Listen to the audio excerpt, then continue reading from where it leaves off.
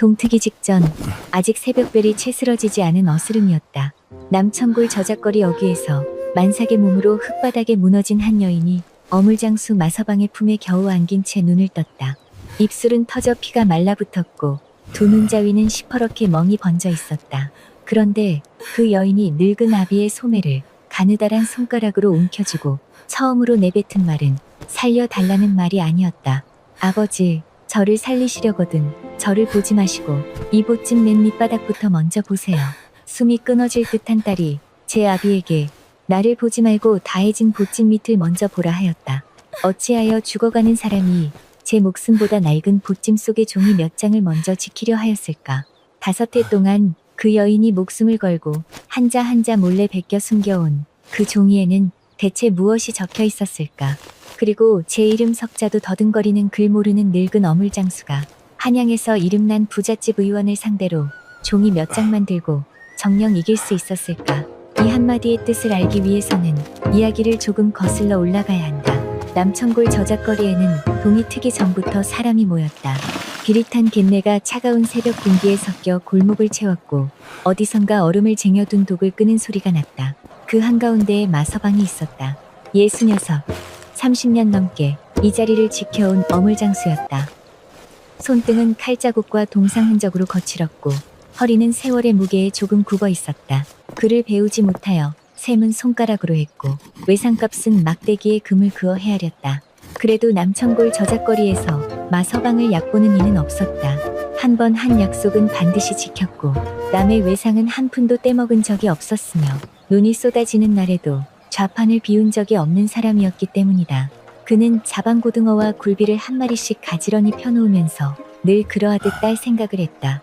한양의 이름난 부잣집, 그것도 사람의 병을 보는 의원 집안으로 시집간 외동딸 곱단이 큰 기와집에서 의원인 지아비와 살고 이제 배가 많이 불렀을 텐데 끼니는 거르지 않는지 시어머니에게 구박은 받지 않는지 그 생각이 새벽마다 마서방의 손을 잠시 멈추게 했다.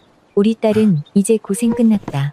마서방은 그 한마디로 30년을 버텼다. 무릎이 시리고 손이 트는 날에도 장사가 안 되어 시래기죽으로 끼니를 때우는 날에도 그 말을 되뇌면 힘이 났다. 곱단이가 가마를 타고 한양 부잣집으로 떠나던 날 마서방은 저작거리 사람들 앞에서 눈물을 참으려다 결국 거친 손등으로 눈을 훔쳤다. 그날 옆에서 등을 두드리며 형님 이제 됐수다. 따님 잘 살 거요. 하고 위로해주던 하서방의 목소리도 또렷이 기억났다. 그런데 바로 그날 새벽이었다. 좌판을 거의 다 차려놓고 허리를 펴며 무심코 골목 끝을 바라보던 마서방의 눈이 저작거리 어귀에서 비척비척 걸어오는 한 여인에게 붙들렸다. 처음에는 잃은 손님인가 싶었다. 그러나 걸음이 이상했다. 한 발을 디딜 때마다 몸이 좌우로 흔들렸고 담벼락에 손을 짚어 간신히 중심을 잡고 있었다. 배가 불렀다. 당장이라도 터질 듯이 불러 있었다. 마서방은 손을 멈추고 그 여인을 가만히 바라보았다. 까닭 모를 불안이 가슴 한쪽을 짓눌렀고 여인이 좌판들을 하나씩 지나 가까이 올수록 그 불안은 더 커졌다. 새벽빛 아래 드러난 얼굴은 핏기가 하나도 없었고 입술은 파랗게 질렸으며 헝클어진 머리카락이 얼굴을 반쯤 가리고 있었다. 처골이 하나만 걸친 채 새벽의 찬바람을 그대로 맞고 있었다. 발걸음이 점점 느려졌다. 마서방은 자신도 모르게 한 걸음 앞으로 나섰다. 그 순간이었다. 여인의 무릎이 꺾였다. 갑작스러운 것이 아니라 힘이 천천히 다 빠져 더는 버틸 수 없다는 듯 그대로 무릎부터 꺾이며 마서방의 좌판 앞 흙바닥으로 쓰러졌다. 이보시오. 마서방이 소리치며 달려갔다. 손에 들었던 칼이 어디론가 떨어졌지만 신경 쓸 겨를도 없었다. 쪼그려 앉아 여인의 어깨를 붙들려는 순간 헝클어진 머리카락 사이로 얼굴이 보였다. 마서방의 손이 그 자리에서 굳었다. 숨이 막혔다. 가슴이 철렁 내려앉은 정도가 아니라 아예 바닥으로 꺼지는 것 같았다. 그 얼굴은 낯선 이의 얼굴이 아니었다. 세상에서 가장 잘하는 얼굴이었다. 갓난쟁이 적부터 저작거리 골목을 종종 걸음으로 따라다니던 시절부터 가마를 타고 한양으로 떠나던 그날 아침까지 20회 넘게 바라본 얼굴이었다. 딸이었다. 곱단이었다. 입술 한쪽이 터져 있었다.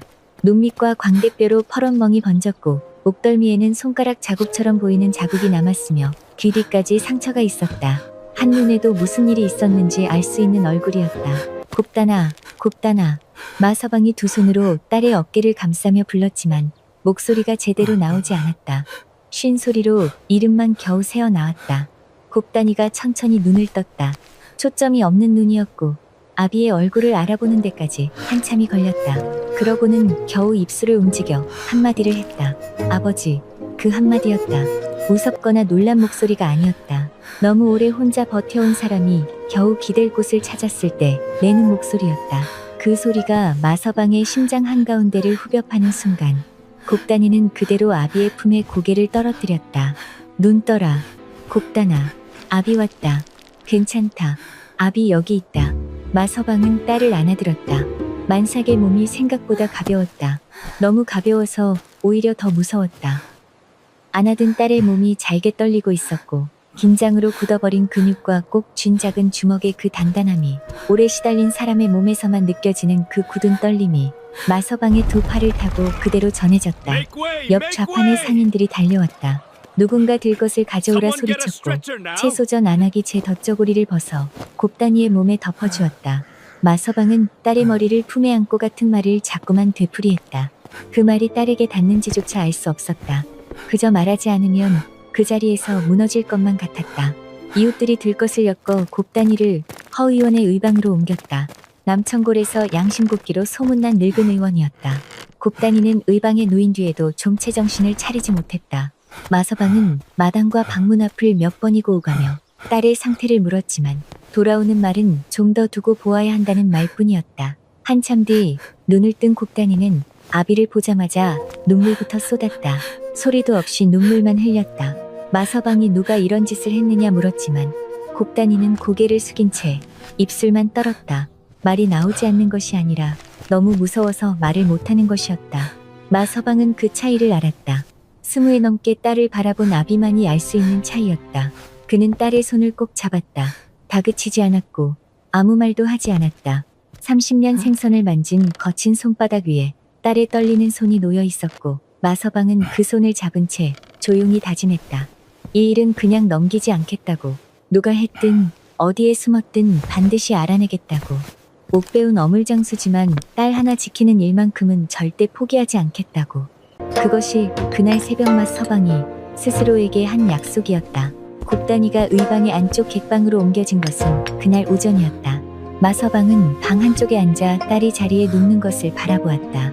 아직 얼굴에 핏기가 없었고 눈두덩이 부었으며 두 손은 배 위에 올린 채 꼼짝도 하지 않았다. 뱃속 아이도 조용한지 곱다니는 가끔 손으로 배를 부드럽게 쓸어내리는 것 말고는 움직임이 없었다. 잠시 뒤 허 의원이 들어왔다. 40줄을 한참 넘긴 의원은 들어오는 순간부터 표정이 부드럽지 않았다. 곱다니에게 몇 마디를 물은 뒤 맥을 짚고 팔을 살피고 한지에 무언가를 적었다. 그러다 곱다니의 팔 안쪽을 살피던 의원의 손이 멈췄다. 팔을 이리저리 돌려보더니 손등까지 꼼꼼히 들여다보았다. 그러고는 한지를 한 장 한 장 넘기기 시작했다. 한 장 두 장 넘길수록 의원의 표정이 조금씩 굳어갔다.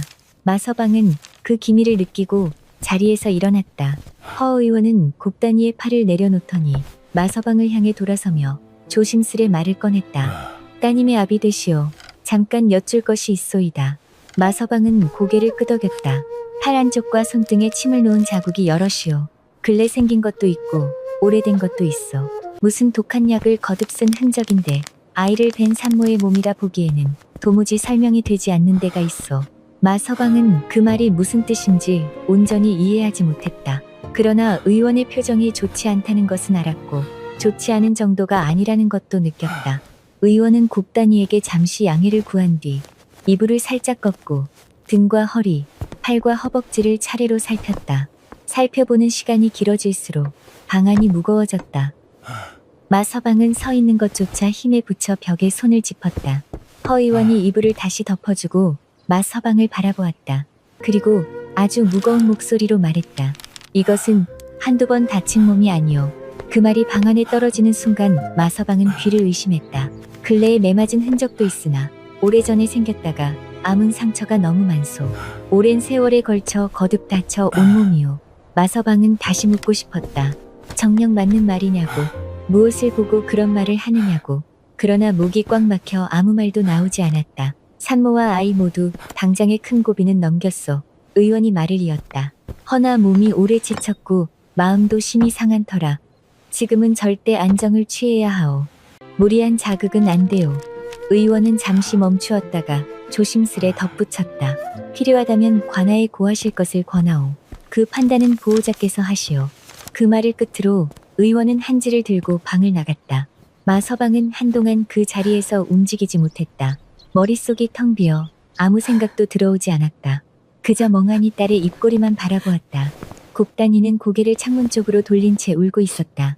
소리는 없었다. 어깨가 아주 조금씩 떨리는 것만 보였다.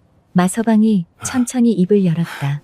곱단아, 누가 그랬느냐? 곱단이는 대답하지 않았다. 두 손으로 배를 감싸 안고 눈만 꼭 감았다. 입술이 떨렸지만 아무 말도 나오지 않았다. 마서방은 더 묻지 않았다. 그때였다.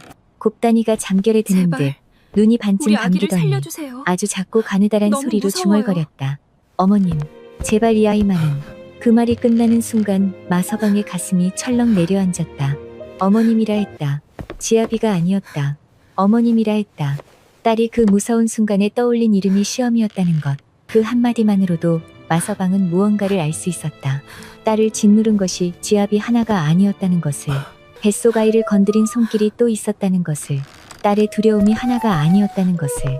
마서방은 그 말을 삼키듯 듣고는 천천히 곱단이의 손을 잡았다. 그리고 아무 말도 하지 않았다. 방은 조용했다.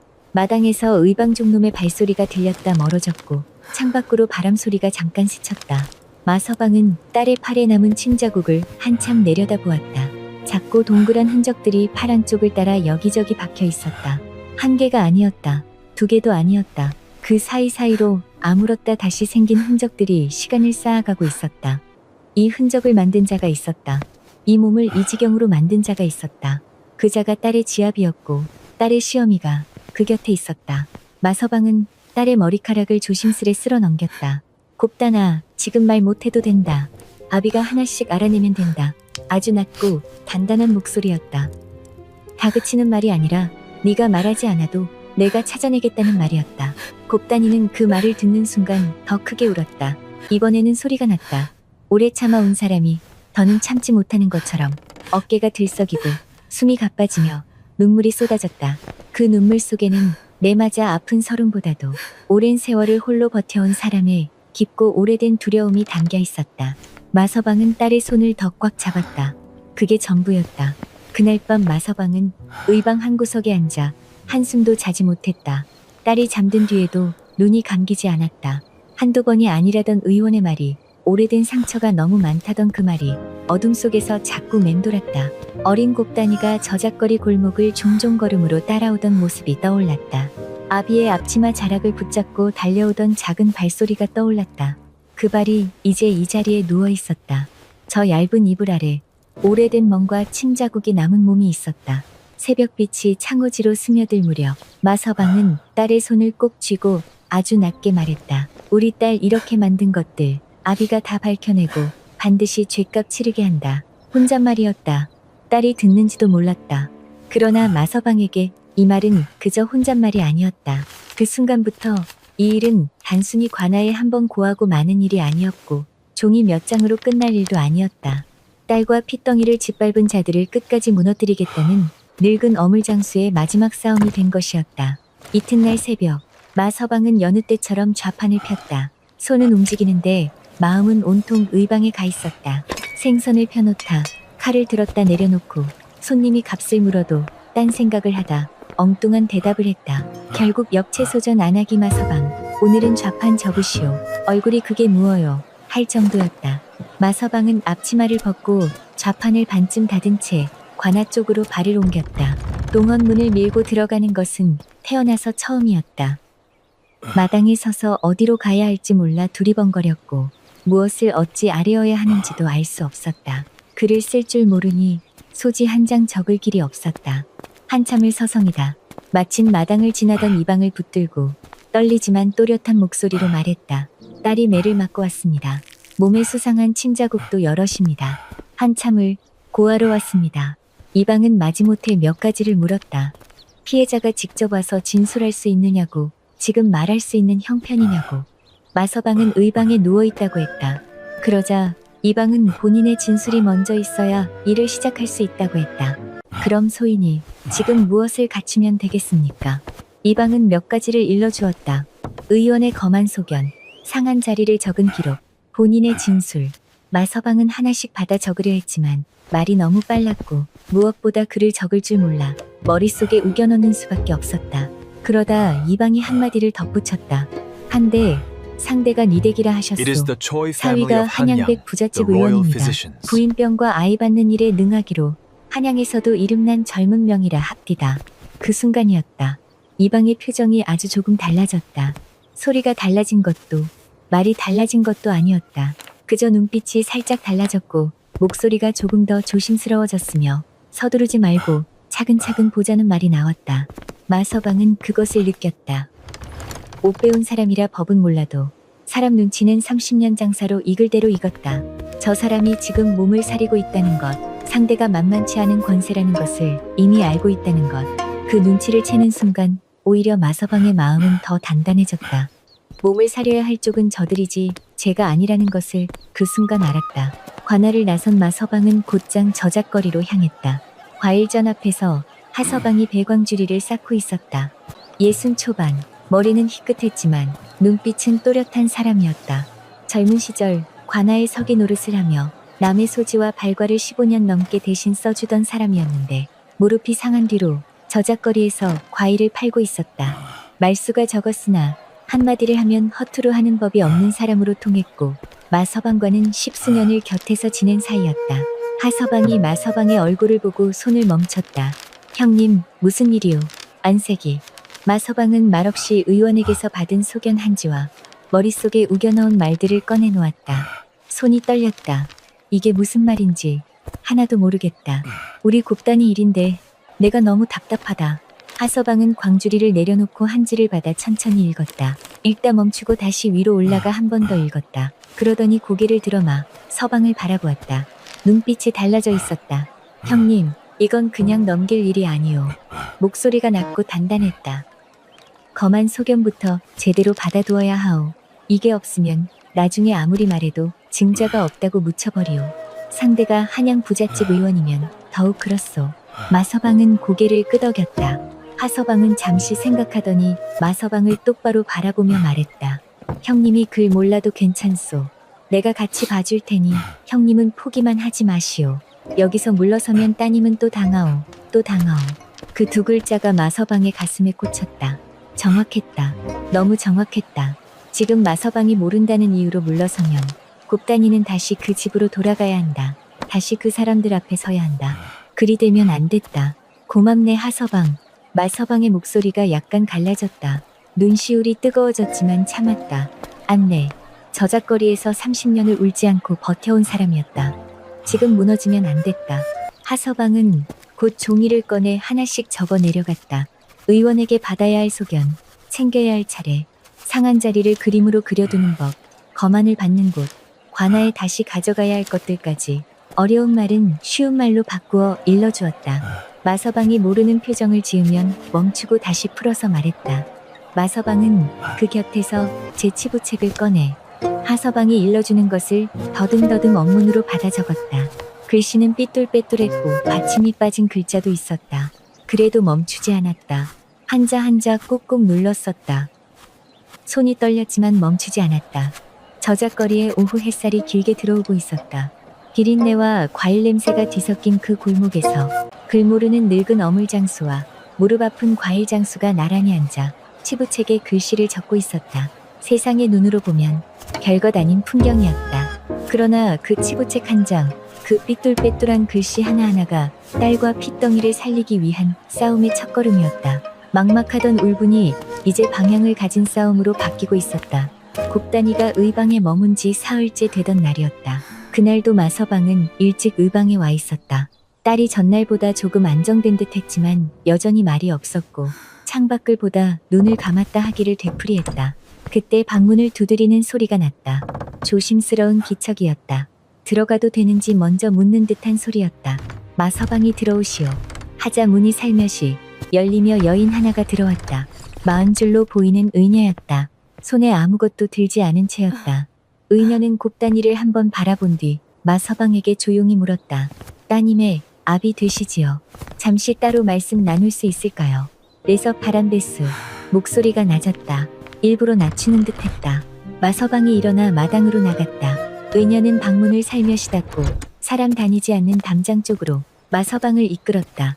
그리고 주위를 한번 살핀 뒤 말을 시작했다.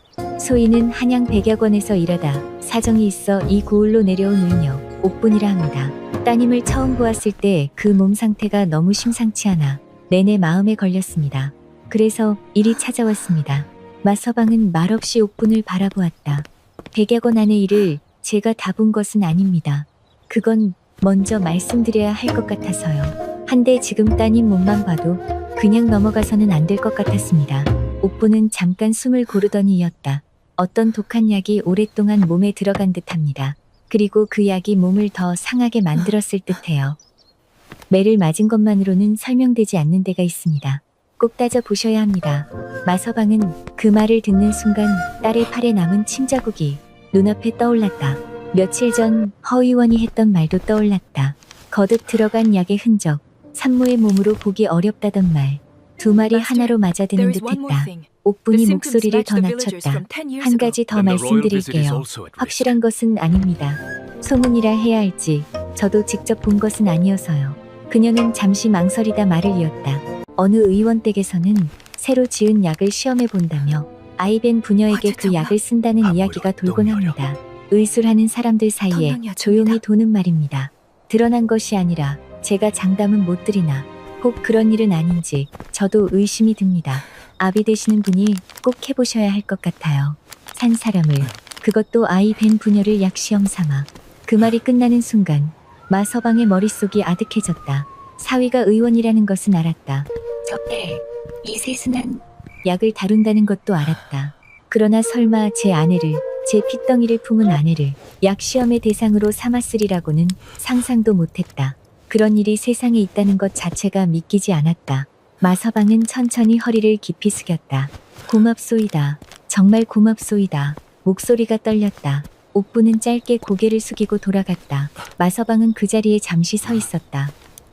캄캄한 길을 더듬더듬 걷다가 누군가 작은 등불 하나를 켜준 것 같았다. 방향이 생겼다. 흐릿했지만 분명한 방향이었다. 마서방은 곧장 저작거리로 달려갔다. 하서방은 과일 광주리를 정리하다 마서방의 얼굴을 보고 손을 멈췄다. 마서방은 옥분에게 들은 말을 그대로 전했다. 약 이야기, 몸 이야기, 그리고 아이 벤 부녀를 약시험 삼는다는 이야기까지. 말하는 내내 목소리가 고르지 않았다. 하서방은 끝까지 듣더니 광주리를 천천히 내려놓았다. 형님, 이제 약이 핵심이요. 단호한 목소리였다. 백약원에서 무슨 약을 언제 썼는지 그게 어딘가에 적혀 있으면 증거가 돼요. 그게 없으면 소문은 소문으로만 끝나오. 종이로 남아있어야 싸울 수 있어. 마서방은 고개를 끄덕였다. 그러던 어느 날 밤이었다. 의방에서 곱단이 곁에 앉아있던 마서방이 조심스레 물었다. 곱단아, 백약원에서 이상한 약 같은 거 받은 적 있느냐? 최대한 부드럽게 물었다. 다그치는 게 아니라 그냥 묻는 것처럼. 곱단이는 그 말을 듣는 순간 눈을 질끈 감았다. 몸이 작게 떨리며 두 손이 이불 끝을 더 세게 움켜쥐었다. 아무 말도 하지 않았다. 그러나 그 반응이 이미 답이었다. 마서방은 더 묻지 않았다. 딸이 무언가를 알고 있다는 것, 그리고 그게 너무 무서워 말하지 못하고 있다는 것, 그 두 가지를 이미 알았다. 법을 몰라도 됐다. 체리는 의술을 몰라도 됐다. 지금 딸의 얼굴이 어디를 파헤쳐야 하는지를 가리키고 있었다. 30년 장사로 수천 명의 사람을 보아온 아비의 직감으로 충분히 알 수 있었다. 그는 말없이 딸의 이불을 끌어올려 주었다. 그날 이후 마서방의 걸음이 달라졌다. 관아 마당에서도 거만을 청하러 가서도 더는 주눅들지 않았다. 모르면 물었다. 못 알아들으면 다시 물었다. 아전이 귀찮은 기색을 보여도 물러서지 않았다. 딸이 이불을 꽉 쥐던 그 손을 생각하면 창피하다는 마음이 끼어들 자리가 없었다. 그날 오후였다. 제공달을 곱단이가 갈아입을 옷이 부족하겠다 싶어마 서방은 딸의 보찜을 풀어 정리하기 시작했다. 속옷 몇 벌, 무명 수건 하나, 작은 세간들을 하나씩 꺼내다 보니 보찜 바닥이 보이기 시작했다. 그런데 그 바닥에 손이 닿는 순간 무언가가 걸렸다. 보찜 맨 밑바닥에 납작하게 눌린 봉투였다. 낡고 누런 봉투였는데 안에 무언가 두툼하게 들어있어 꺼내드니 제법 묵직했다. 봉투 입구가 단단히 접혀 있었다. 마서방은 천천히 펼쳤다. 안에는 종이가 여러 장 들어있었다. 백약원이라 찍힌 글이 적힌 종이도 있었고 손으로 날짜와 짤막한 글을 빼곡히 적은 종이도 있었으며 무슨 약인지 모를 긴 이름들이 줄줄이 적힌 종이도 있었다. 마서방은 한 장씩 펼쳐보았지만 읽히지 않았다. 긴 약 이름도 숫자도 날짜도 하나 알 수 없었다. 그러나 한 가지는 알 수 있었다. 이것은 그저 약값을 적은 종이가 아니었다. 누군가 들키지 않으려 조심조심 모아둔 종이들이었고 보찜 맨 밑바닥에 다른 짐들 아래 납작하게 눌러 숨겨둔 까닭이 있는 종이들이었다. 마서방은 봉투를 품에 안고 객방으로 들어갔다. 곱다니는 자리에 기대어 눈을 감고 있다가 인기척에 고개를 들었다. 그러다 아비의 손에 들린 봉투를 보는 순간 핏기가 한꺼번에 빠져나가듯 얼굴이 하얗게 질리고 입술이 떨리더니 소리도 없이 눈물이 흘러내렸다. 마서방은 봉투를 내려놓고 딸 곁에 앉았다. 아무 말도 하지 않았다. 다그치지 않았다. 딸이 준비될 때까지 그저 곁에 있었다. 창밖으로 오후 햇살이 기울고 있었고 마당에서 발소리가 들렸다 사라졌다. 그렇게 얼마나 지났을까. 곱다니가 천천히 숨을 고르기 시작했다. 떨리는 숨이었지만 고르려는 안간힘이 느껴졌다. 그리고 곱다니가 입을 열었다. 처음엔 목소리가 너무 작아 마서방이 몸을 앞으로 기울여야 했다. 처음엔 그냥 믿었어요. 곱다니가 말했다. 서방님이 뱃속아이 건강에 좋은 약이라 했거든요. 한양에서 이름난 의원이니 그 사람 말이 맞다고 생각했어요. 어머님도 당연한 거라 하셨고요. 큰 부잣집 며느리면 이 정도 몸조리는 해야 한다고. 지금 안 받으면 나중에 후회한다고요. 처음엔 그 말이 맞는 것 같았어요. 지아비가 의원인데 설마 제게 나쁜 걸 쓰겠나 싶었으니까요. 마서방은 말없이 들었다. 한데 그 약을 쓰고 나면 이상했어요. 가슴이 너무 빨리 뛰고 머리가 어지러웠어요. 어떤 날은 온종일 정신이 몽롱해서 누가 무엇라 했는지 기억도 안 났고 밥을 먹었는지 안 먹었는지도 모를 만큼 멍한 날이 이어졌어요. 그런 날이 한 번이 아니었어요. 약을 쓸 때마다 그랬어요. 곱다니는 잠시 숨을 골랐다. 아이가 걱정됐어요. 이 약이 뱃속 아이한테도 가는 건 아닌지. 그래서 한 번은 서방님에게 직접 물었어요. 이 약이 정말 괜찮은 거냐고, 아이한테 해는 없는 거냐고요. 무어라 하더냐. 마서방이 나직이 물었다. 화를 냈어요. 제가 의원인데 어찌 의원의 약을 못 믿느냐고. 그리고 그날 밤에 또 약을 썼어요. 객방이 잠깐 조용해졌다. 그런데 서방님은 제가 아프고 나서 걱정을 하지 않았어요. 오히려 제 상태를 유심히 살피면서 눈을 뜨고 있는지 어지럽다 하면 얼마나 어지러운지 그걸 따로 책에 꼼꼼히 적었어요. 제가 아플수록 더 집중해서 적었어요. 처음엔 의원이라 꼼꼼한 거라 생각했는데 무언가 이상하다는 느낌이 자꾸 왔어요. 아프다 하면 걱정하는 얼굴이 아니라 무얼 확인하는 얼굴이었어요. 살피는 눈빛이었어요. 마서방의 손이 무릎 위에서 천천히 주먹이 되어갔다. 그러던 어느 날 서방님이 멀리 출타한 사이에 서재에 들어갔다가 책상 위에 펼쳐진 글을 보았어요. 거기 적힌 약 이름과 날짜가 제가 약을 받은 날과 똑같았어요. 정확히 맞아떨어졌어요. 그 순간 발이 안 떨어졌어요. 너무 무서웠어요. 한들의 비몽이 그게 정확히 무언지는 몰랐지만 나쁜 일이라는 건 알았어요. 곱다니는 말을 잠깐 멈추었다. 다시 이었다. 그래서 서방님이 없는 틈을 타 조금씩 베껴 적어두었어요. 들키면 안 되니 한 번에 많이는 못하고 조금씩 서방님이 돌아오기 전에 제자리에 놓고 또 기회가 생기면 조금 더 베끼고 글을 많이 배우지 못해 무슨 뜻인지도 모르는 약 이름을 한자 한자 그려가며 베꼈어요. 서방님은 저를 완전히 소나기에 쥐었다고 믿었는지 그 글들을 느슨하게 두었어요. 그 오만함이 제가 베낄 수 있었던 틈이었어요. 마서방은 말없이 딸의 손을 바라보았다. 그 손으로 얼마나 떨면서 베꼈을까. 들킬까봐 얼마나 조마조마하며 마당에서 발소리가 들릴 때마다 얼마나 서둘렀을까. 언젠가 죽더라도 이건 남겨야 한다고 생각했어요. 아버지, 그 말이 나오는 순간 마서방은 가슴이 무너지는 것 같았다. 언젠가 죽더라도 딸은 죽을 수도 있다고 생각하며 살았던 것이다. 그 집에서 그 사람들 곁에서 매일 그 두려움을 안고 하루하루를 버텼던 것이다. 그래서 아비에게 기별 한번 못하고 도망칠 엄두도 못 낸 채 그냥 버텼던 것이다. 아비가 걱정할까봐, 아비가 찾아왔다 다칠까봐. 그래서 혼자 삼켰던 것이다. 마서방은 아무 말도 할 수 없었다. 곱단이가 계속 말했다. 눈치챈 뒤로 더 심해졌어요. 서방님은 화가 나면 머리채를 잡고 벽으로 밀었어요. 배가 불러도 상관하지 않았고 제가 배를 감싸면 그 손을 쳐냈어요. 뱃속 아이가 있어도 멈추지 않았어요. 잠깐 끊겼다 다시 이어졌다. 어머님은 딸년이면 필요 없다고 했어요. 뱃속에 든 아이한테요. 아직 태어나지도 않은 아이한테 딸이면 집안에 필요 없다고, 아들을 낳기 전까지는 제대로 된 며느리도 아니라고 했어요. 마서방은 눈을 질끈 감았다. 입을 열면 너도 끝이고 그 핏덩이도 못 지킨다고 했어요. 그 말들을 들은 날부터는 집에 있는 게 옥살이 같았어요. 아침에 눈 뜨는 게 무서웠어요. 오늘 또 맞을까봐, 오늘 또 그 약을 쓸까봐, 오늘 아이한테 무슨 일이 생길까봐 매일 그 생각으로 눈을 떴어요. 곱단이의 목소리가 거기서 끊겼다. 그래서 도망쳤어요. 더 버티다가는 아이가 잘못될 것 같아서 저는 어찌 되어도 상관없었는데 아이만은 안 된다 싶어서 그냥 보찜 하나 들고 나왔어요. 아버지께 가면 된다는 생각만 했어요. 이불 위에 놓인 두 손이 가늘게 떨렸다. 마서방은 그 손을 꼭 잡았다. 꽉 잡았다. 딸의 손이 차가웠다. 너무 차가웠다. 이 아이가 그 안에서 얼마나 오래 버텼던 것일까. 그 만삭의 몸으로 한양에서 남천골까지 동트기 전 새벽길을 마서방은 손등에 핏줄이 설 만큼 주먹을 쥐었다. 손이 떨렸다. 분노인지 슬픔인지 구분이 되지 않았다. 둘 다였다. 두 가지가 한꺼번에 밀려오며 눈시울이 뜨거워졌고 딸 앞에서 우는 것은 평생 처음이었지만 지금은 참을 수가 없었다. 30년을 저작거리에서 버티며 무릎이 시려도 손이 터져도 울지 않던 사람이었는데 곱단아, 목소리가 떨렸지만 또렷하게 말했다. 이제부터는 아비가 막는다. 우리 아이들 건드린 것들 하나도 빠짐없이 죗값 치르게 한다. 곱단이는 그 말을 듣고 두 손으로 아비의 손을 감쌌다. 아무 말도 하지 않았다. 그저 잡았다. 힘껏 잡았다. 아비와 딸이 그렇게 손을 잡고 있었다.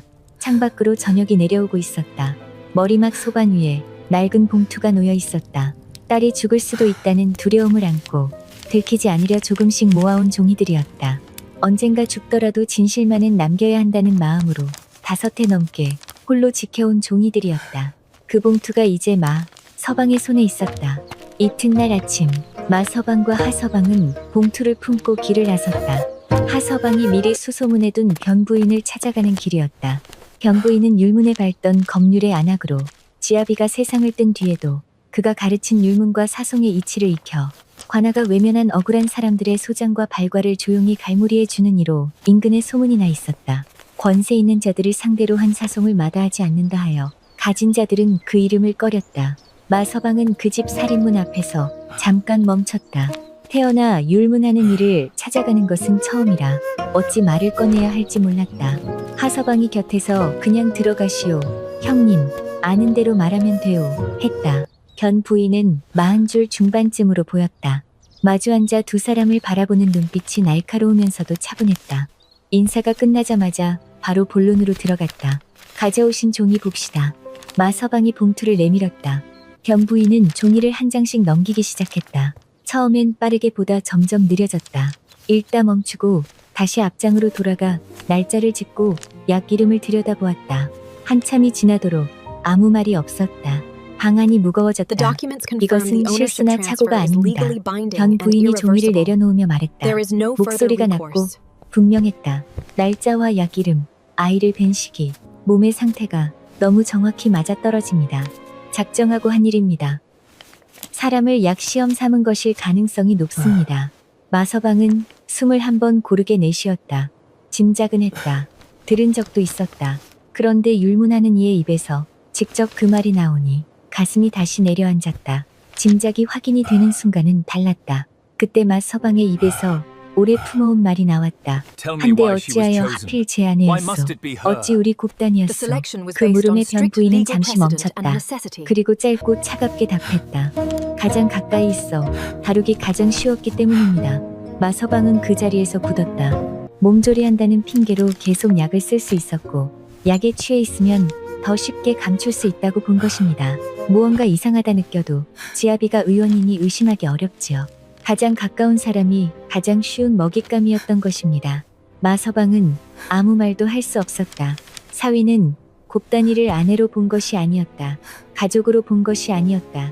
제 마음대로 다룰 수 있는 물건으로 본 것이었다. 혼례를 올린 첫날부터 그런 눈으로 보았을지도 몰랐다. 견 부인이 말을 이었다. 여기에 시어미 쪽 일이 겹칩니다. 처음부터 며느리를 탐탁지 않게 여겼고 뱃속아이가 딸이라는 이유로 반기지 않았습니다.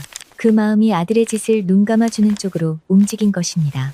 지아비에게 곱단아 씨는 약시험의 대상이었고 시어미에게는 마음에 들지 않는 며느리였습니다. 두 사람의 모진 마음이 딱 맞아떨어진 것입니다. 그 사이에서 한 사람이 5해를 버텨온 것이고요.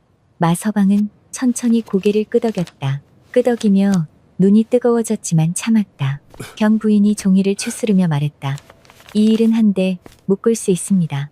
거듭된 구타, 몰래 독한 약을 먹인 죄, 사람을 약시험 삼은 죄, 협박, 입막음을 시도한 죄까지 하나하나 따로 보면 흔들릴 수 있으나 전부 묶으면 이야기가 달라집니다. 마서방은 치부책을 꺼냈다. 거듭된 구타, 몰래 약을 먹인 죄, 사람을 시험한 죄, 협박, 하나씩 언문으로 받아 적었다. 무슨 뜻인지 다 알지는 못해 견 부인에게 하나씩 다시 물었다. 거듭된 구타가 무엇이요? 한 번이 아니라 거듭하여 때린 것입니다. 몰래 약을 먹인 죄는요. 허락받지 않은 약을 몰래 쓴 것입니다. 마서방은 설명을 들으며 하나씩 받아 적었다. 어려운 말이 나오면 다시 물었고 알아들을 때까지 물었다. 율문하는 이야기라고 움츠러들지 않았다. 딸을 생각하면 창피함이 끼어들 자리가 없었다. 그의 모르는 어물장수가 율문의 말을 한자 한자 치부책에 받아 적고 있었다. 삐뚤빼뚤한 글씨였지만 멈추지 않았다. 하서방이 곁에서 조용히 말했다. 형님, 이제 마음만으로는 안 돼요. 증자를 끝까지 놓치지 말아야 저것들을 귀양 보낼 수 있어. 마서방은 고개를 끄덕이며 계속 적었다. 견 부인이 마지막으로 정리했다. 지금 당장 필요한 것은 3가지입니다. 따님의 진술, 검한 소견의 정리, 그리고 약과 날짜가 맞아떨어지는 부분을 하나로 묶는 것. 이것부터 잡으면 다음 걸음이 보입니다. 견 부인의 집을 나와 길가 정자에 앉은 뒤 두 사람은 봉투에서 종이를 꺼냈다. 하서방이 날짜가 적힌 종이를 먼저 골라내더니 곱단이가 손으로 적어둔 글을 그 곁에 나란히 폈다. 그리고 날짜를 하나씩 맞춰보기 시작했다. 하서방의 손가락이 한 줄씩 짚어내려갔다. 마서방은 곁에서 그 손가락을 따라갔다. 긴 약 이름은 몰라도 숫자는 알아볼 수 있었다. 그러다 하서방의 손가락이 멈췄다. 형님, 여기 보시오. 마서방이 몸을 기울였다. 이 날짜, 약을 받은 날이요. 그리고 여기 따님이 적은 글. 이날 몸이 너무 안 좋아 일어나지도 못했다고 적혀 있어. 마서방은 두 종이를 번갈아 보았다. 날짜가 같았다. 이것만이 아니오. 하서방이 다음 줄을 짚었다. 또 같았다. 그 다음 줄도 같았다. 약을 쓴 날과 곱단이의 몸이 무너진 날이 거의 그대로 겹쳤다. 마서방은 한동안 그 종이를 내려다보았다. 말로 하는 이야기가 아니었다. 눈으로 보이는 숫자였다. 딸이 죽을 각오로 모아온 글과 지아비가 적어둔 날짜가 스스로 맞아들어갔다. 막연한 의심이 아니었다. 처음으로 손에 잡히는 것이 생겼다. 마서방은 그 종이를 내려다보며 숨을 크게 내쉬었다. 눈시울이 뜨거워졌고 이번엔 참지 않았다. 정자에 앉아 두 손으로 종이를 쥔 채 고개를 살짝 숙였다. 글도 제대로 모르는 사람이 율문하는 이 앞에서 하나씩 물어보고 치부책에 받아 적고 길가 정자에 앉아 날짜를 맞춰보았다. 그리고 처음으로 손에 잡히는 것을 찾았다. 작은 이김이었다. 그러나 충분했다. 이 하나가 다음 걸음을 내딛게 해줄 것이었다. 하서방이 서방의 어깨를 두드리며 말했다. 형님, 여기서 흔들리면 안 돼요. 이제부터가 진짜 시작이요. 그 말이 등 뒤를 떠미는 것 같았다. 그날 밤 마서방은 의방 한 구석에 앉아 딸이 잠든 얼굴을 바라보았다. 곱단이는 그날도 미간을 살짝 찌푸린 채 잠들어 있었다. 자면서도 긴장이 풀리지 않는 사람처럼 저 얼굴이 편히 잠들 수 있으려면, 저 이마에 주름이 펴지려면 아직 해야 할 일이 많았다. 마서방은 무릎 위에 치부책을 올려놓았다. 오늘 받아 적은 것들이 빼곡했다. 글씨는 여전히 삐뚤빼뚤했다. 그러나 오늘은 그 글씨들이 조금 달라 보였다. 못 배운 사람의 글씨가 아니라 딸을 지키려는 사람의 글씨였다. 끝까지 배우고 끝까지 버티면 된다. 그것만 하면 된다. 마서방은 그것을 오늘 처음으로 믿게 되었다. 그날 오후였다. 객방문이 기척도 없이 열렸다. 마서방이 고개를 들었다. 문틈으로 여인 하나가 들어오고 있었다. 60 초반으로 보이는 여인이었는데 비단 옷이 단정했고 쪽진 머리가 말끔했다. 걸음에 위엄이 있었다. 제가 가는 곳마다 길이 비켜야 한다고 여기는 사람의 걸음이었다. 곱단이의 시어미, 백 부잣집 안방마님 조씨 부인이었다. 곱단이는 그 얼굴을 보는 순간 몸이 굳으며 이불을 쥔 손에 힘이 들어갔고 숨이 짧아지는 것이 눈에 보였다. 반식경도 안 되는 짧은 변화였지만 마서방은 그것을 놓치지 않았다. 딸이 저 사람을 얼마나 무서워하는지 그 하나만으로 충분히 알 수 있었다. 시어미는 처음에 눈물을 꺼냈다. 아이고, 곱단아, 이게 무슨 일이냐, 얼마나 고생이 많았느냐. 목소리가 떨렸고 손수건으로 눈가를 찍으며 천천히 자리 쪽으로 다가오려 했다. 마서방이 한 걸음 앞으로 나서며 길을 막았다. 시어미가 멈췄다. 두 사람의 눈이 마주쳤다. 잠깐의 침묵이 흘렀다. 그 침묵 사이에 시어미의 얼굴이 서서히 달라졌다. 눈물 맺히던 눈이 차가워지고 떨리던 입술이 다물리면서 걱정하는 척하던 표정이 벗겨지더니 본래의 얼굴이 드러났다. 차갑고 오만한 얼굴이었다. 시어미는 마서방을 위아래로 훑었다. 천천히, 일부러. 저잣거리에서 비린내 나는 생선이나 파는 자가 무얼 한다고 이를 이리 키우시오. 그 말이 마당까지 들릴 만큼 또렷하게 나왔다. 제 이름 석자도 덧없는 자가 사성 종이를 알아보겠다고, 율문하는 이를 만났다고. 비웃음이 말끝에 섞여 있었다. 마서방을 사람으로 치지 않는 말이었다.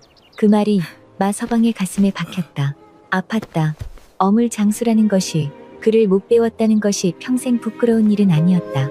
그런데 딸을 저 지경으로 만든 자의 입에서 나오니 달랐다. 그러나 마서방은 소리를 지르지 않았다. 지금 소리를 질러봤자 저 사람은 눈 하나 깜짝하지 않을 것이었다. 감정을 쏟아내는 것보다 더 무섭게 맞서는 길이 있었다. 시어미가 계속했다. 집안일은 집안에서 조용히 풀어야 하오. 세상에 알려서 좋을 게 없소. 곱단이도 아이도 다 같이 힘들어질 뿐이요. 그러더니 곱단이 쪽으로 고개를 돌렸다. 목소리가 낮아졌다. 딸년이면 필요 없다고 하지 않았느냐. 그 아이 하나 때문에 집안이 흔들릴 수는 없었다. 곱단이의 어깨가 작게 떨렸고 두 손이 배 위로 올라가 아이를 감쌌다. 시어미는 거기서 멈추지 않았다. 지금 입 다물면 편히 살게 해주마. 따로 직간도 마련해주고 아이 자라는데 부족함 없게도 해주마. 그저 조용히 있으면 된다. 그러더니 목소리를 한 톤 더 낮췄다. 더 떠들면 너도 아이도 아무도 못 지킨다. 그 말이 끝나는 순간 마서방의 온몸이 떨렸다. 손이 절로 쥐어졌다. 그러나 소리를 지르지 않았다. 대신 숨을 한번 가다듬고 아주 낮은 목소리로 말했다. 우리 딸과 손주를 겁박해 또 입을 막으러 오신 게요. 조용한 말이었다. 그러나 그 안에 차가운 것이 있었다. 소리 지르는 것보다 오히려 더 무서운 말이었다. 시어미는 잠깐 표정이 흔들렸다. 그러더니 소매 안을 뒤져 두툼한 전대를 꺼내 막 서방 앞에 내밀었다. 약값하고 당분간 살림 미천이오. 집칸도 따로 일러 드리리다. 이걸로 조용히 마무리합시다. 돈이었다. 사죄가 아니었다. 잘못을 인정하는 것도 아니었다. 돈 몇 점수로 모든 것을 덮어버리겠다는 것이었다. 딸의 5해를, 팔에 남은 침 자국들을, 터진 입술을, 그 모든 것을 저 전대 하나로 끝내겠다는 오만함이었다. 마서방은 전대를 바라보았다. 그리고 받지 않았다. 내 딸 값으로 돈을 받는 아비는 아니오. 목소리가 떨리지 않았다. 때린 죄, 약 먹인 죄, 협박한 죄 다 받게 할 것이오. 시어미의 눈이 가늘어지며 입술을 앙다물었다. 후회할 거요. 후회할 일을 한 건 우리가 아니오. 시어미는 전대를 도로 거두고 돌아섰다. 비단신 소리가 마당에 울리며 점점 멀어졌고 이내 사라졌다. 객방이 조용해졌다. 곱단이는 이불을 끌어안은 채 눈을 감고 있었고 눈물이 소리 없이 관자놀이를 타고 흘렀다. 마서방은 딸 곁으로 가 손을 잡았다. 아무 말도 하지 않았다. 그저 잡고 있었다. 그런데 그때였다. 마당에서 발소리가 조심스레 다가오더니 객방 문 앞에서 멈췄다. 기척이 났다. 문이 살짝 열리며 사내 하나가 얼굴을 내밀었다. 40줄 중후반으로 보이는 사내였고 차림은 선비 행색이었으나 어딘가 떠도는 문사의 분위기가 났다. 표정이 조심스러웠다. 결례를 무릅쓰겠습니다. 이문겸이라 하는 글 쓰는 선비올시다. 잠깐 시간을 내주실 수 있겠소이까. 마서방은 경계하는 눈빛으로 바라보았다. 무슨 일이요? 방금 마당에서 들었습니다. 엿들으려 한 것은 아닌데 목소리가 커서 들렸습니다. 송구합니다. 이 선비는 잠깐 멈췄다이었다. 한데 들은 것만으로도 이게 예사일이 아니라는 게 느껴졌습니다. 아직 태어나지도 않은 아이 이야기, 돈으로 덮으려는 것, 압이 되시는 분께 한 말까지 단순한 집안 다툼이 아닌 듯하여서요. 마서방은 대답하지 않았다. 이 선비가 부드럽게 덧붙였다. 억지로 말씀하시라는 게 아닙니다. 말씀하기 싫으시면 그냥 가겠습니다. 마서방은 한동안 그 얼굴을 바라보았다. 딸 손을 잡고 울던 밤들이 떠올랐다. 관아마당에서 어디로 가야 할지 몰라 두리번거리던 날이 떠올랐다. 아무것도 모르면서 고개를 숙이며 다시 일러달라 청하던 날이 떠올랐다. 혼자서는 한계가 있었다. 율문하는 이가 있고 하서방이 있어도 세상의 일을 알지 못하면 결국 저들이 돈과 권세로 묻어버릴 수도 있었다. 조금 전 전대를 내밀던 손이 떠올랐다. 돈으로 모든 것을 덮을 수 있다. 믿는 그 오만함이 떠올랐다. 마서방은 천천히 봉투를 꺼냈다. 딸이 5해 동안 목숨 걸고 모아 온 종이들이었다.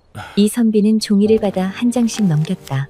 처음엔 빠르게 보다 점점 느려졌다. 날짜를 짚고 약 이름을 확인하고 곱단이가 손으로 적어둔 글을 들여다보았다.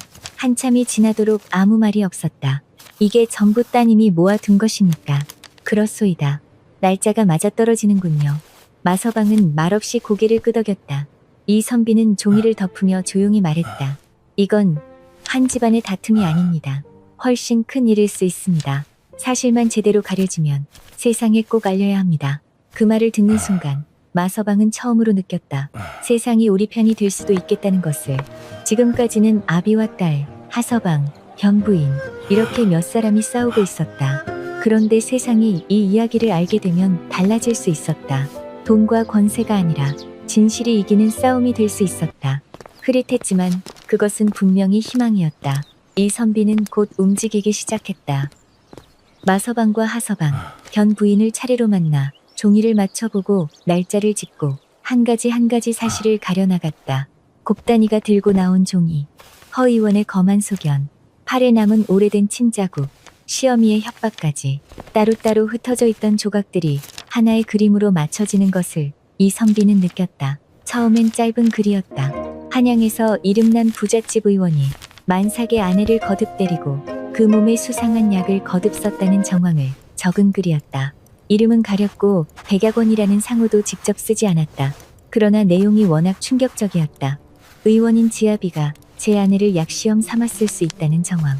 시어미가 아직 태어나지도 않은 손녀를 두고 딸이면 필요 없다 했다는 내용이 그 글에 담겼다. 이 선비는 그 두 가지가 사람들의 가슴을 칠 것임을 알았다. 글은 필사되어 저작거리로 흘러나갔고 장돌뱅이와 보부상의 입을 타고 인근 고을로 번졌다. 처음엔 조용했다. 그런데 며칠이 지나자 이야기가 빠르게 퍼지기 시작했다. 처음엔 부부싸움이려니 했던 사람들이 아이벤 아내의 몸에 거듭약을 쓰고 그 상태를 책에 꼼꼼히 적은 정황을 알게 되자 분노의 결이 완전히 달라졌다. 이건 매질이 아니었다. 사람을 약시험 삼은 것이었다. 특히 시어미의 한마디가 사람들 마음에 불을 질렀다. 딸이면 필요 없다. 태어나지도 않은 아이에게 한 말이었다. 뱃속 아이가 딸이라는 이유 하나로 그 말이 글에 그대로 실리자 늙은 어미를 둔 사람들, 딸을 키우는 부모들, 시댁에서 멸시받은 기억이 있는 사람들의 오래된 상처를 건드렸다. 누군가는 우리 어머니 이야기 같다 했고 누군가는 내 이야기다 했다. 그런데 이 선비는 거기서 멈추지 않았다. 사실을 더 캐던 중에 백약원 안팎을 조용히 살피다 또 다른 이야기를 들었다. 비슷한 시기에 비슷한 증상을 보이다 조용히 다른 곳으로 옮겨진 산모가 한 사람 더 있었다는 이야기였다. 드러난 이야기가 아니었다. 백약원에 드나들던 이가 아주 조심스레 흘린 말이었다. 확인되지 않은 이야기였지만 이 선비는 그것이 단순한 소문이 아닐 수 있다고 느꼈다. 그 한마디가 사건의 결을 완전히 바꿔놓았다. 곱단이 한 사람만의 일이 아닐 수 있었다. 백약원 안에 비슷한 일이 더 있을 수 있다는 정황이 생기면서 이 일은 한 집안의 비극에서 더 큰 일로 자라기 시작했다. 한 사람의 손에서 벌어진 일이 아니라 큰 의원이라는 곳에서 조용히 이루어진 일일 수 있었다. 그 가능성만으로도 충분했다. 세상이 흔들리기 시작했다. 백약원은 곧장 반응했다. 모두 거짓이라며 맞섰다. 환자의 사정을 악의로 퍼뜨린 것이라 했고 관아의 무고로 고하겠다며 막으려는 태도를 보였다. 그러나 그 태도가 오히려 더 큰 의심을 불렀다. 잘못이 없다면 당당히 밝히면 될 텐데 먼저 막으려 한다는 느낌을 주었다.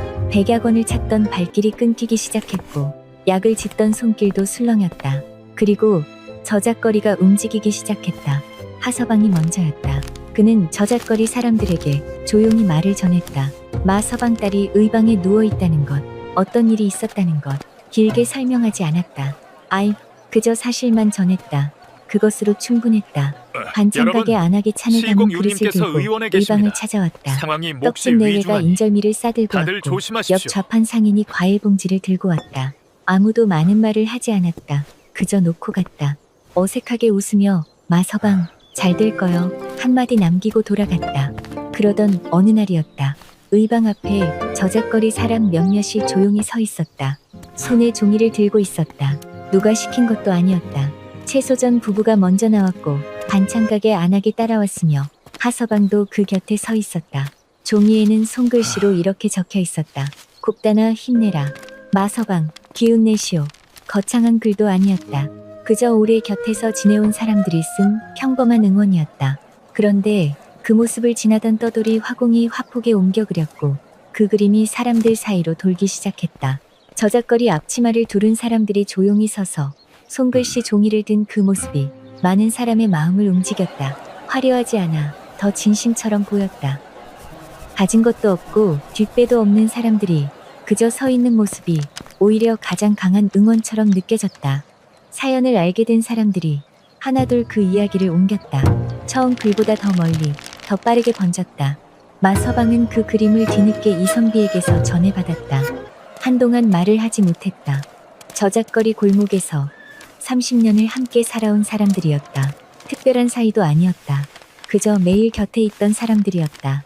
그 사람들이 그렇게 서 있었다는 것을 알자마 서방은 고개를 숙였다. 눈물을 참으려 했지만 참지 못했다. 곱단이는 그 그림을 보고 아버지 때문에 다들 고생한다며 미안해했다. 마서방은 딸 손을 꼭 잡으며 말했다. 저작거리 사람들이 다 내 편이다. 내가 잘못한 건 하나도 없다. 그 말이 끝나고 객방이 잠깐 조용해졌다. 변부인은 그 흐름을 놓치지 않았다. 사람들의 마음이 달아오르고 백약원이 흔들리는 이 시점에 맞춰 거듭된 구타와 몰래 약을 먹인 죄, 사람을 약시험 삼은 죄, 협박, 입막음 시도를 하나로 묶은 소장을 정리해 관아에 올렸다. 따로 흩어져 있던 죄목들이 하나의 소장 안에 모였다. 증자가 있었고 진술이 있었고 날짜가 맞았다. 세상이 처음으로 곱단이의 말을 들어주기 시작한 것이었다. 그러나 한양 부잣집의 권세는 깊었다. 인근 관아의 아전들이 그 그늘 아래 몸을 사리는 기미가 보이자 이 선비와 변부인은 이를 가명으로 올리고 마침 그 무렵 그 돌을 살피러 내려온 암행어사에게 글을 넣었다. 백약원의 일과 또 다른 산모의 정황, 권세로 사송을 누르려는 움직임까지 낱낱이 적었다. 어사는 그 글을 받고 조용히 사람을 풀어 백약원 안팎을 살피기 시작했다. 그 과정에서 백 부잣집의 늙은 머슴 삼돌이가 어렵게 입을 열었다. 평생을 그 집에서 종살이하며 자유라고는 가져본 적 없는 사람이었다. 그는 두려움에 떨며 한참을 망설이다 밤마다 안방 깊은 곳에서 새어나오던 젊은 아씨의 신음과 울음을, 의원이 아씨에게 무언가를 거듭 먹이던 광경을, 시어미가 며느리를 두고 모진 말을 쏟던 모습을 떠듬떠듬 증언했다. 그 증언은 종이에 적힌 날짜와 검한 소견, 곱단이의 진술과 정확히 맞물렸다. 마침내 어사가 백약원의 의원 백선재와 안방마님 조씨 부인을 잡아들여 동원에 세운 것은 그로부터 여러 날이 지난 뒤였다. 백선재에게는 거듭된 구타, 몰래 독한 약을 먹인 죄, 사람을 약시험 삼은 죄, 협박, 증자를 감추려 한 죄가 적용되었고 조씨 부인에게는 그 죄를 거들고 함께 꾀한 죄, 협박, 입막음을 시도한 죄가 더해졌다. 심리가 열리는 날, 서방은 이른 아침부터 동원 앞에 서 있었다. 평생 와 본 적 없는 곳이었다. 어디로 들어가야 할지, 어디에 서야 할지도 몰랐다. 하서방이 곁에서 절차를 일러주었다. 마서방은 그 말을 따라 하나씩 움직였다. 66의 어물장수가 처음으로 동원마당 구경꾼 자리에 섰다. 마당의 흙바닥이 차고 단단했다. 마서방은 두 손을 모으고 앞을 바라보았다. 백선재는 끌려 나오면서도 여유가 살아있었다. 처음에는 모두 병을 다스리려는 것이었다 했다. 아내의 몸을 보살피기 위한 의원의 처치였으며 그 경과를 적은 것은 의원으로서 당연한 일이라 했다. 목소리가 흔들리지 않았다. 훈련된 사람처럼 말했다. 그 여유로운 얼굴을 보는 순간 마서방의 손이 천천히 주먹이 되었다. 그런데 변 부인이 종이를 꺼내기 시작했다. 날짜였다. 곱단이가 약을 받은 날, 백선재의 책에 적힌 날, 곱단이가 몸이 무너졌다고 적어둔 날, 세 가지가 정확히 맞아들어갔다. 병을 다스린 것이라면 어찌 약을 쓴 뒤 아내의 반응을 몰래 적었는지, 어찌 그 기록을 아내에게 보이지 않았는지, 어찌 아내가 이상하다 물었을 때 화를 내며 때렸는지, 변 부인이 하나씩 물어갈수록 백선재의 변명은 조각조각 부서졌다. 어사가 가장 무겁게 본 것은 그 책이었다. 약을 쓰고 나서 아내가 어지럽다 하면 얼마나 어지러운지, 그 증상이 얼마나 오래가는지를 따로 적어둔 책이었다. 병을 다스리는 자의 기록이 아니었다. 살피는 자, 시험하는 자의 기록이었다. 어사는 그것을 실수가 아니라 작정한 짓으로 보기 시작했다. 구경꾼 자리 어디선가 낮은 탄식이 새어나왔다. 그리고 곱단이가 진술하러 나섰다. 동원이 조용해졌다. 곱단이는 떨리는 손으로 물 한 모금을 마시고 입을 열었다. 목소리가 가늘게 떨렸다. 그러나 멈추지 않았다. 지아비가 화가 날 때마다 머리채를 잡았다고 했다. 벽으로 밀었다고 했다. 배가 불러도 상관하지 않았다고 했다. 배를 감싸면 그 손을 쳐냈다고 했다. 백약원의 그 일을 눈치챈 뒤로 매질이 더 심해졌다고 했다. 하루하루가 무서웠다고 했다. 아침에 눈 뜨는 것이 두려웠다고 했다. 그리고 시험이 이야기를 꺼냈다. 딸이면 필요 없다는 말을 뱃속 아이에게 들었다고 했다. 아직 태어나지도 않은 아이에게 입 다물면 편히 살게 해주겠다는 말도 들었다고 했다. 더 떠들면 아이도 못 지킨다는 협박도 들었다고 했다. 동원에는 소리가 없었다. 구경꾼 자리에서 낮게 한숨 쉬는 소리만 들렸다. 마서방은 딸이 흔들리지 않도록 끝까지 눈을 맞춰주었다. 딸이 진술하는 내내 시선을 떼지 않았다. 곱단이는 가끔 아비의 눈을 보았다. 그럴 때마다 숨을 골랐다. 마서방은 아무 말도 하지 않았다. 그저 거기 있었다. 그것만으로 충분했다. 하서방도 왔고 저작거리 사람 몇몇도 번갈아 구경꾼 자리를 채워주었다. 심리가 열리는 날마다 누군가 곁에 있었다. 아무도 내세우지 않았다. 그저 왔고 그저 서 있었다. 변 부인은 마지막으로 아래였다. 백선재는 의원이라는 지식과 지위를 무기로 가장 가까운 아내를 약시험 삼았습니다. 그리고 그 죄를 감추려 오래도록 매질로 눌렀습니다. 피해자는 매일 아이를 지키려 떨면서 살았고 언젠가 죽더라도 진실만은 남겨야 한다는 마음으로 증거를 모았습니다. 변 부인은 잠시 멈췄다였다. 조씨 부인은 며느리를 사람으로 보지 않았습니다. 손녀라는 이유로 태어나지도 않은 아이를 부정했고 아들의 죄를 덮는 데 적극 가담했습니다. 협박하고 전대를 내밀고 조용히 끝내려 했습니다. 함께 꾀한 자입니다. 어사는 선고를 하루 뒤로 잡았다. 그날 밤 마서방은 동원 담장 아래 홀로 앉아 있었다. 하서방이 곁에 와 앉았다. 두 사람 다 말이 없었다. 그저 함께 앉아 있었다. 말이 필요 없는 사이였다. 선고가 내려진 것은 이튿날 아침이었다. 어사는 백선재의 행위를 매우 악질적인 죄로 판단했다. 아이 배나네의 몸과 뱃속 아이의 안위를 함께 해친 점, 오랜 세월 매질이 이어진 점, 의원이라는 지위를 죄에 이용한 점을 모두 무겁게 보았다. 백선재에게는 곤장을 친 뒤 절도에 위리한치 않은 종신정배가 내려졌고 가사는 정몰되었다. 동원이 술렁였다.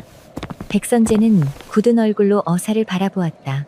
변호하려던 자들이 억울함을 외쳤으나 그 말이 끝나기도 전에 이미 형리가 그의 곁으로 다가와 있었다. 조씨 부인도 피하지 못했다. 며느리를 직접 협박한 죄, 전대를 내밀어 입을 막으려 한 죄, 아들의 죄를 알고도 거둔 죄가 모두 인정되었다. 곤장을 친 뒤에 정배가 내려졌고 조씨 부인은 그 자리에서 오라에 묶여 옥에 갇혔다. 그리고 어사는 한 가지를 더 일렀다. 두려움 속에서도 끝내 진실을 말한 늙은 머슴 산돌이를 면천하여 종의 신분에서 풀어 양민으로 살게 하라는 명이었다. 마 서방은 선고를 듣는 동안 아무 말도 하지 않았다. 눈을 감았다. 숨을 고르게 내쉬었다. 그리고 천천히 눈을 떴다. 딸 생각이 났다. 봇집 맨 밑바닥에서 봉투를 발견했을 때 딸의 얼굴이 하얗게 질리던 그 순간이 떠올랐다. 언젠가 죽더라도 이건 남겨야 한다던 말이 떠올랐다. 그 말이 여기까지 왔다. 처음에 관아에서 몸을 사리던 아전이 나중에 와서 고개를 숙였다. 이를 가벼이 보았다고 했다. 뒤늦게 미안하다고 했다. 마서방은 고맙다고 했다. 백약원도 무너졌다. 환자의 발길이 끊겼고 비슷한 일을 당했다는 사람들의 호소가 잇따랐다. 가산이 정몰되었고 마침내 약원의 문이 닫혔다. 처음 글이 돌 때만 해도 거짓이라 맞서던 약원이 이제는 문을 닫고 있었다.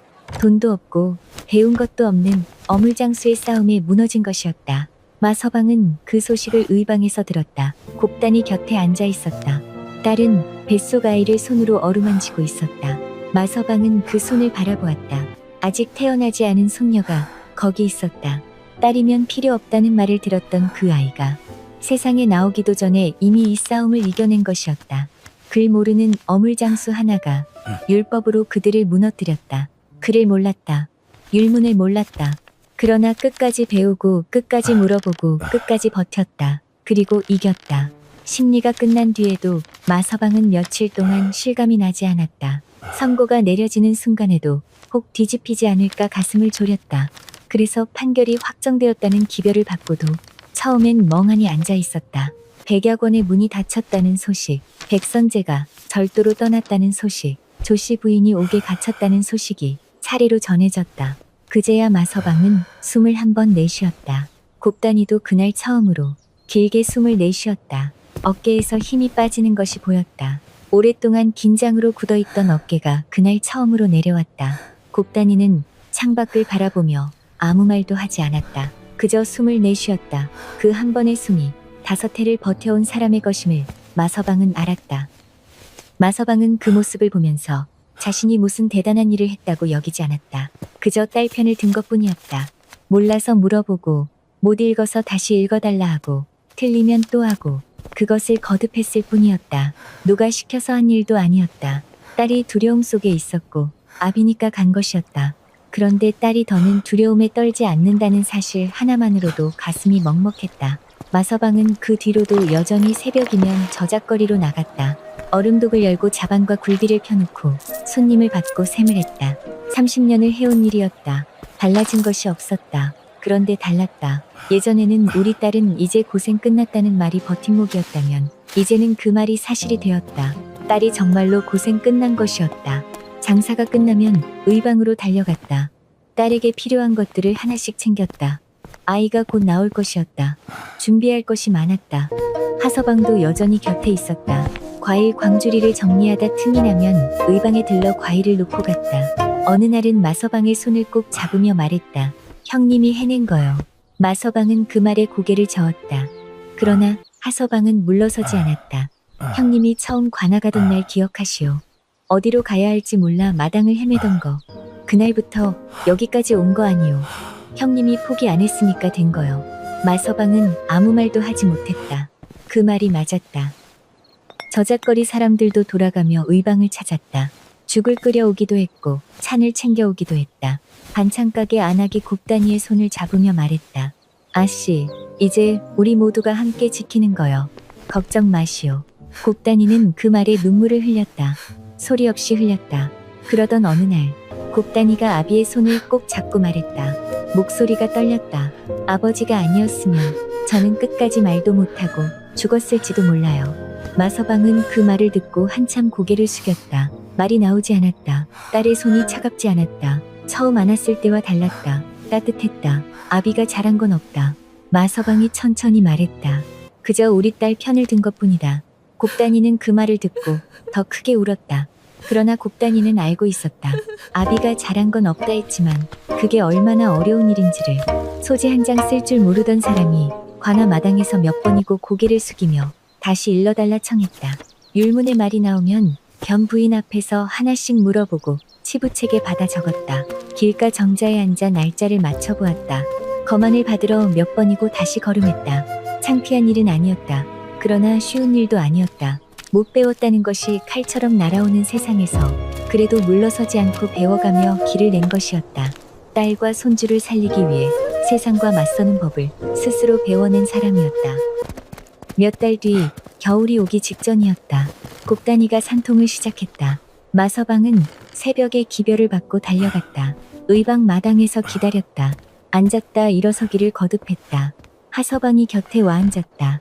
두 사람 다 말이 없었다. 시간이 더디게 흘렀다. 하늘을 보았다. 땅을 보았다. 다시 방문을 보았다. 그리고 방문이 열렸다. 아이를 받은 의녀가 나오며 말했다. 경아드립니다. 건강한 딸입니다. 딸이었다. 마서방은 잠깐 굳었다. 그리고 눈을 감았다. 딸이면 필요 없다는 말을 들었던 그 아이가 세상에 나왔다. 그 말을 했던 사람은 이미 옥에 갇혔다. 아이는 이긴 것이었다. 세상에 나오기도 전에 이미 이긴 것이었다. 마서방은 손녀를 처음 품에 안았다. 작고 발그레한 얼굴이었다. 눈을 꼭 감고 있었다. 그런데 마서방이 손가락을 내밀자 작은 손이 그 손가락을 꼭 쥐었다. 힘이 있었다. 생각보다 힘이 있었다. 그 순간 마서방의 눈시울이 붉어졌다. 이 아이가 살아있다는 것만으로도 세상이 달라 보였다. 곡단이가 5해를 버텨온 것이, 마서방이 관아와 의방과 동원을 오가며 배워온 것이, 하서방이 과일 광주리를 내려놓고 종이를 펼친 것이, 저작거리 사람들이 의방 앞에 조용히 서 있던 것이, 그 모든 것이 이 작은 손 하나를 위한 일이었다. 그리고 이 작은 손이 그 모든 것에 답을 해주고 있었다. 며칠 뒤 마서방은 손녀를 안고 저작거리 골목을 천천히 걸었다. 이른 아침이었다. 아직 사람이 많지 않은 골목에 새벽빛이 길게 깔려 있었다. 비릿한 갯내가 찬 공기에 섞여 번졌다. 30년을 맡아온 냄새였다. 그런데 오늘은 달랐다. 손녀의 따뜻한 숨결이 느껴지는 이 아침의 비린내가 마서방이 살면서 맡아본 가장 좋은 냄새였다. 마서방은 하늘을 한번 올려다보았다. 그리고 아주 낮게 중얼거렸다. 하늘은 굽어보신다 하더니 정녕 그러하구나. 글은 몰라도 제 자식 편은 끝까지 들 수 있는 것, 그것이 아빈이라. 손녀가 손가락을 다시 꼭 쥐었다. 그것으로 충분했다. 이 이야기에서 오래 남는 것은 통쾌한 복수가 아니었다. 죄 지은 자가 귀양 간 것도, 큰 야권이 무너진 것도 아니었다. 딸과 손녀를 살리기 위해 세상을 배워낸 평범하기에 더 위대한 한 아비의 사랑이었다. 그 사랑이 이겼다. 옛사람이 이르기를 지극한 정성은 하늘을 움직인다 하였다. 마서방은 율법을 몰랐고 의술도 몰랐고 종이 한 장 혼자 읽지 못했다. 그러나 끝까지 물었고 끝까지 버텼고 그리하여 이겼다.